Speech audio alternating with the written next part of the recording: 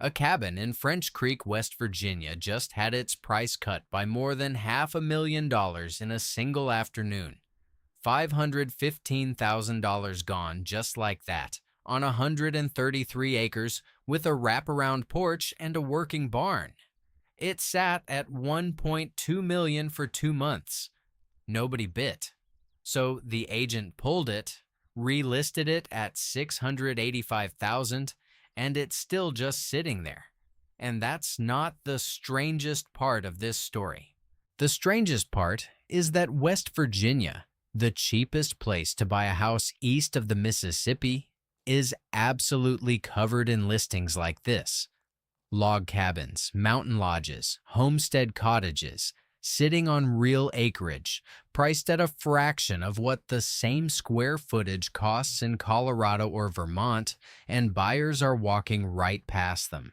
The statewide median home listing price in West Virginia right now sits somewhere around $250,000, already one of the lowest in the entire country. And yet these 10 properties, all of them with real acreage and a cabin or log home already built, are sitting well past that number for weeks and months at a time without a single offer. Today, we're counting down 10 real West Virginia cabins with land, all currently for sale, starting with the most expensive and ending with the cheapest. Every single one of them has been sitting. And that last property on the list, the cheapest one, might be the best deal in this entire video. The reason it's still available is the one nobody on this channel has actually said out loud before. So stick around for that. Before we get into property number 1, if you're the kind of person who actually likes knowing what $100,000 buys you in the mountains instead of just scrolling past it, go ahead and hit subscribe, because we put a new state under the microscope every single week. And while you're at it, drop a comment telling us where you're watching from. Some of you are 5 hours from these hollows. Some of you might be a whole lot closer than you think. Number 10. A 3-story A-frame with private balconies coming off 2 of the 3 bedrooms, a full wraparound porch, and a Gen Air electric grill built straight into the kitchen island. That's the entry point into this list up in Upshur County, and it's the one that just took the $500,000 haircut we opened this video with. The home sits on 133 acres in French Creek, about 4 miles past Buckhannon Upshur High School. Built in 1987, it's got 3 bedrooms, a bathroom and a half, a renovated kitchen with new cabinets and backsplash, and a bathroom redo that even includes water faucets with LED lighting that dims and brightens with the pressure. There's a barn with electric hookups still standing, plus a second, older home on the property that conveys with the sale, free gas royalties included. The land is a mix of cleared pasture and hardwood forest, elevation just under 1,600 feet, with the local elementary, middle, and high schools all zoned right to the property, and natural gas service already connected to the main house, which is a rarity out this far from town. Upshur County isn't hurting the way some of West Virginia's coalfield counties are. Buckhannon still has a functioning downtown and a small university nearby. But here's the catch that's kept buyers away. This listing is coded as a farm property, not a standard residential home, and that single word changes everything about how a bank looks at it. Conventional mortgage lenders get nervous about acreage this size attached to outbuildings and a second dwelling, because appraisers can't cleanly comp it against a normal 3-bedroom house.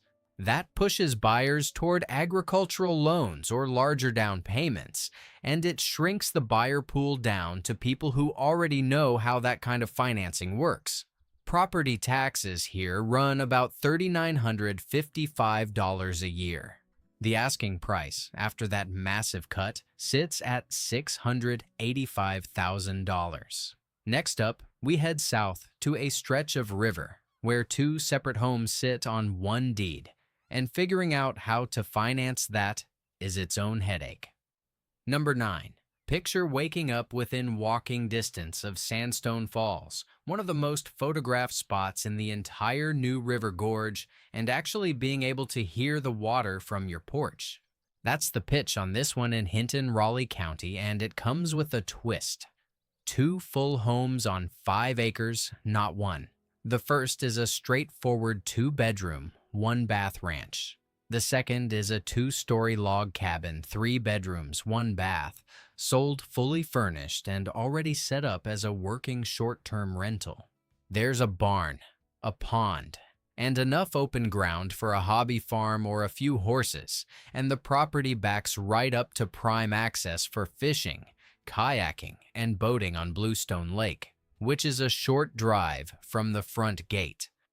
Built in 1978, the cabin runs 3,800 square feet combined between the 2 structures. Hinton itself is a historic railroad town with a real main street, and I-64 is a short drive away, so this isn't some 3-hour trek down a logging road. The problem is the 2 homes on one parcel setup itself. Most residential mortgage programs are built to finance exactly 1 dwelling per loan. When an appraiser walks a property with 2 separate structures and 2 separate addresses, plenty of lenders either decline to finance it as a standard residential purchase or require the second structure to be treated as a non-conforming accessory unit, which caps how much of its value counts toward the loan. That knocks out a huge share of everyday buyers who need a mortgage and pushes this listing toward cash investors only, which is a much smaller pool. It's already taken 2 price cuts, $70,000 just this month, $39,000 before that, dropping it from $739,000 down to $629,999. Annual property taxes are refreshingly light here, just $576. Next, we head deep into ski country, where the issue isn't the cabin. It's the fee that comes attached to it every single year. Number 8. This is the most polished home on the entire list. A genuine log mansion just minutes from Snowshoe Mountain Resort in Pocahontas County. 4 bedrooms, 3 bathrooms, 4,500 square feet across 3 finished levels, with a soaring timber-ceilinged great room, a stone fireplace that reaches the roof line, and a primary suite with a jetted tub and its own sitting loft. The lower level has a second living area warmed by a wood stove, plus a 3-car attached garage with an unfinished upper bay that's basically begging to become an apartment or a studio, and granite counters and cathedral ceilings throughout that make this feel more like a mountain lodge than a weekend cabin. Built in 1995 on 2.2 private acres at over 3,400 feet of elevation, this sits inside the gated Slateridge neighborhood. Here's the catch. This community carries a mandatory homeowners association fee of $850 a year, and it exists almost entirely to serve seasonal resort traffic. That narrows the buyer pool in a specific way. Year-round West Virginia families searching for a primary residence tend to filter these HOA-attached resort-adjacent listings out entirely, while the buyers who do want a snowshoe area property are usually shopping for a second home or a rental. A much smaller and pickier crowd that can afford to wait for a discount. Combine that with winter road access at 3,000 plus feet of elevation, and you've got a beautiful house that only really speaks to a sliver of the market. It's freshly listed, no price cuts yet, asking $579,900. West Virginia keeps property taxes low across the board, among the lowest effective rates of any state, though this specific bill isn't published in the listing. Coming up, a log home in Preston County that's already generating rental income, and that income is exactly what's scaring some buyers off.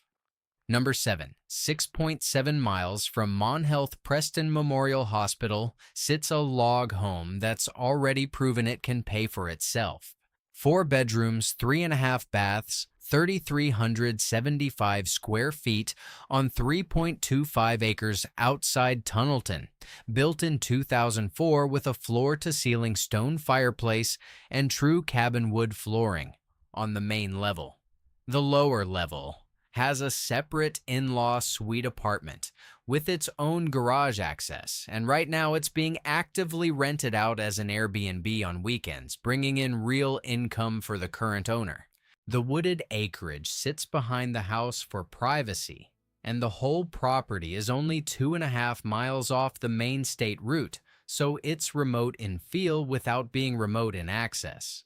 You'd think that would be a selling point, and it is for the right buyer. But for a conventional owner-occupant mortgage, an income-producing unit inside the same structure complicates the appraisal. Lenders sometimes want the rental portion valued separately or classified as a mixed-use property instead of a straightforward single-family home. And that paperwork scares off buyers who just want a simple 30-year loan without extra hoops.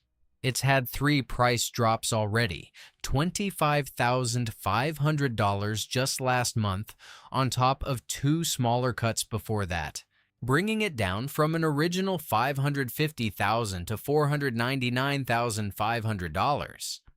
Property taxes run about $1,322 a year.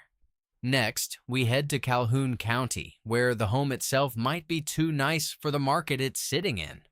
Number 6, 53 acres, 2 natural springs, a wood-burning stove, and a custom-built cottage finished with imported hardwoods and Italian stone tile. This is the kind of craftsmanship you don't expect to find down a gravel road outside Arnoldsburg, but here it is. 1 bedroom, 2 full bathrooms, 1,680 square feet, spread across 2 levels, with 2 separate kitchens, 1 upstairs and 1 down, plus a metal barn, storage sheds, and an original homestead structure still standing on the land. Built in 1995, it's fenced, wooded in places, open in others, and fed by a private spring for the house and a second spring just for the gardens. Large windows pull natural light across both levels, and there's a second, older homestead structure still standing further up the property that could become a workshop, a bunkhouse, or just extra storage. Calhoun County is one of the least populated counties in the entire state, and its population has been shrinking for years. That scarcity of nearby buyers is part of the story, but there's a second, sharper reason this one's been sitting. It's a 1-bedroom home on 53 acres. Local appraisers price these rural properties by comparing them to other recent sales in the county, and there simply aren't many 1-bedroom luxury cottages to compare it to. The high-end finishes that make this place special on a walkthrough don't show up the same way on paper. So the appraisal often lands well under what the craftsmanship actually cost to build. That gap between what a seller believes it's worth and what a bank will actually lend against makes financing difficult no matter how beautiful the tile work is. It's freshly listed at $450,000, no drop yet, with an annual property tax bill of just $46. Genuinely one of the lowest on this entire list. Coming up, a log home on 23 acres. That's a good half hour from the nearest place to buy groceries. We're officially at the halfway point of this countdown, and here's where things get interesting. Every property left on this list from here on out is priced under $450,000, and 2 of them are about to drop under $150,000 entirely. If cheap land with real acreage is even a little bit interesting to you, now's the moment to hit subscribe, because next week, we're doing this exact same breakdown for a completely different state, and you won't want to miss where the deals show up next. Number 5, a log home with a wraparound deck, a chicken coop, a garden, and horse trails cutting through the back 40, sitting on 23 acres outside the tiny community of Duck in Braxton County.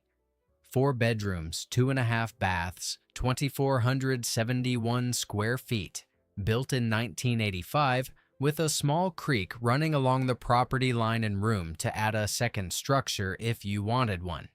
There's a chicken coop, an outbuilding for equipment, and enough flat cleared ground near the house to expand the garden or add a second structure down the road. It's less than 3 miles from the interstate, which sounds convenient. And for getting in and out, it is. But the listing itself is upfront about the trade-off. It's 25 miles to the nearest grocery store, restaurant, or shop. That's not a deal breaker for a hunting camp or a weekend retreat. But for anyone trying to make this a full-time residence, that's a 30 to 40-minute one-way drive for a gallon of milk every single time, in every season, including the ice storms this part of the state gets most winters. That kind of remoteness quietly filters out families with school-age kids and anyone who commutes for work, leaving mostly retirees, hunters, and second-home buyers as the realistic pool. It's had one price cut so far, $5,000, bringing it from $450,000 down to $445,000. Annual property taxes come in low, around $610. Next, we're heading into Gilmer County, where the house itself has a lending problem baked into its bones. Number 4, 68.5 acres on a dead-end road, a screened porch that looks out over a private pond, and free natural gas that conveys straight to the new owner. On paper, this Glenville area cabin checks a lot of boxes. 3 bedrooms, 2 bathrooms, 1,542 square feet, a 1-car garage, and a fresh wave of 2025 updates, including a new kitchen, a new metal roof on the pole barn, and a brand new HVAC system, plus a gas heater added to the basement, and a fresh metal roof on the house itself just a few years before that. Here's the detail that matters most, though. This log-sided home started out in 1973 as a mobile home, and the log construction was added on top of that original structure in 1990. That origin point matters more than it should. Many mortgage programs still flag anything with manufactured home roots for a different, stricter appraisal process, regardless of how much has been rebuilt on top of it since. And some conventional loan programs won't touch it at all. That pushes this property toward cash buyers or specialty renovation loans, both of which are a much smaller slice of the market than your average 30-year mortgage shopper. It's 10 minutes from Glenville and Glenville State University, so it's not isolated, but the financing wall is still there regardless of location. One price drop already, $10,000, bringing it to $338,500. Property taxes run about $883 a year. Coming up, a brand new cabin near the Hatfield-McCoy Trail system in a county that's been losing people faster than almost anywhere else in America. Number 3. This is the newest build on the whole list. An 806 square foot log cabin finished in 2016 and sold fully furnished, sitting on 38.5 acres outside Anawalt in McDowell County. 2 bedrooms, 1 bathroom, a gated gravel driveway, a picnic shelter, fruit trees, and mature timber that could add value down the road. It's minutes from 2 trailheads on the Hatfield-McCoy Trail system, which makes it a genuinely strong candidate for ATV riders looking for a base camp and sitting above 2,500 feet of elevation. The hunting on the surrounding acreage is about as good as it gets in this part of the state. The reason this one's worth watching isn't really about the cabin, it's about the county it sits in. McDowell County's population has dropped from just over 19,000 people at the 2020 census to an estimated 16,900, a loss of more than 11% in just a few years, one of the steepest declines of any county in the country. Fewer people living nearby means a smaller pool of local buyers walking through, fewer local agents pushing it to their own client lists, and a real estate market where recreational buyers from out of state end up doing most of the looking. That's not necessarily a bad thing for the land itself, but it does explain why even a well-priced move-in-ready cabin near a popular trail system can sit for a while. It just came on the market, listed at $219,900. No price history yet since it's brand new to the site. Next, we drop under $150,000 for the first time on this list, and the reason has nothing to do with the house. Number 2. A log home built in 1981, sitting on 2¼ acres that border the Little Kanawha River, halfway between Glenville and the interstate at Burnsville. 2 bedrooms, 1 bathroom, right around 800 square feet, not counting the upstairs loft, with a private well, city water available as a backup, and a covered front porch looking out over open yard space with plenty of room for a garden, an orchard, or just a place for the kids and the dog to run. There's no zoning and no restrictions on this parcel at all. So whether you want it as a residence, a rental, or a weekend camp, nothing on paper stops you. Here's what's actually holding this one back though, and it's simple math most buyers never think about. At $140,000, this loan is small enough that plenty of banks either won't originate it or won't do so efficiently, because the fixed costs of underwriting a mortgage barely change whether the loan is for $140,000 or $440,000. Some lenders set minimum loan amounts specifically to avoid this math problem, which quietly locks out buyers who need financing and effectively narrows the field down to cash buyers and local investors. It's already taken one price cut, $10,000, down from an original $150,000. And now, the property we told you about at the top of this video, the one we're calling the best deal on this entire list. Number 1, a brand new 800 square foot cabin, freshly built in 2025, sitting on 1.74 acres near the Bluestone National Scenic River in Summers County. 1 bedroom, 1 bathroom, a screened-in porch, a deck, and interior plumbing already roughed in and ready to connect. It sits up on a cleared hilltop yard with the remaining acreage left wooded around it, giving it that quiet, tucked-away feeling without losing easy road access. The listing agent calls it priced to sell and calls the seller motivated, and at $124,900, after 2 separate price cuts already, that's not exactly subtle. So why is a brand new, move-in primed cabin still sitting here? Because it isn't actually move-in ready yet. The septic system hasn't been installed, and the water source, whether that ends up being a well or a cistern, isn't hooked up either. That means this property, as it sits today, cannot qualify for a standard mortgage at all, because lenders require a working water and waste system before they'll close on a home loan. Anyone buying this one needs cash on hand, or a construction-style loan built specifically for unfinished properties.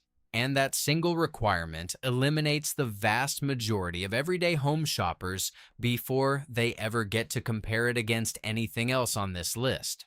For someone with the cash or the right loan product, though, this is genuinely the steal of the video. A brand new cabin on scenic river-adjacent acreage for the price of a used pickup truck plus a down payment. So here's the thread running through every single property on this list. It's not that West Virginia cabins are bad investments, and it's not that the land isn't beautiful, because clearly it is. It's that almost every listing we looked at today gets disqualified by something other than price.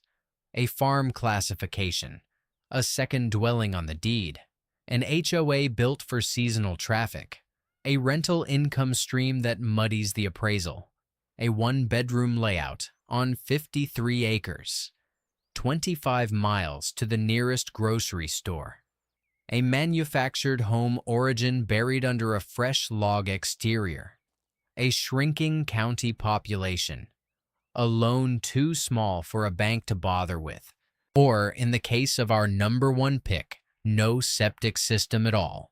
West Virginia's statewide population has been falling for years now, the steepest percentage decline of any state since the last census. And that reality touches every county on this list in one way or another, even the ones holding steady. On the flip side, most of rural West Virginia, including nearly every county we covered today, qualifies for USDA Rural Development Loan Programs, which can offer zero-down financing for buyers who meet the income requirements, something worth researching if any of these caught your eye. None of that changes the trade-offs we walked through today. A shorter drive to the interstate usually means a longer drive to a hospital. A lower price usually means a smaller pool of banks willing to write the loan. None of these 10 properties are bad land. They're just land that doesn't fit neatly into the box a typical mortgage was built for. And that mismatch, more than anything wrong with the mountains themselves, is why West Virginia keeps quietly sitting on some of the most underpriced real estate in the country. This is for educational purposes only, not financial advice. This video is for informational and historical purposes only, and is not financial or investment advice. Property values change, and viewers should do their own research or consult a professional before making any purchase decisions. So tell me, which number on this list would you actually buy? The polished log mansion near Snowshoe, or that raw 2-acre riverfront cabin for $140,000? Drop your pick in the comments, and if you want to see which state we're covering next, that video's coming at you very soon.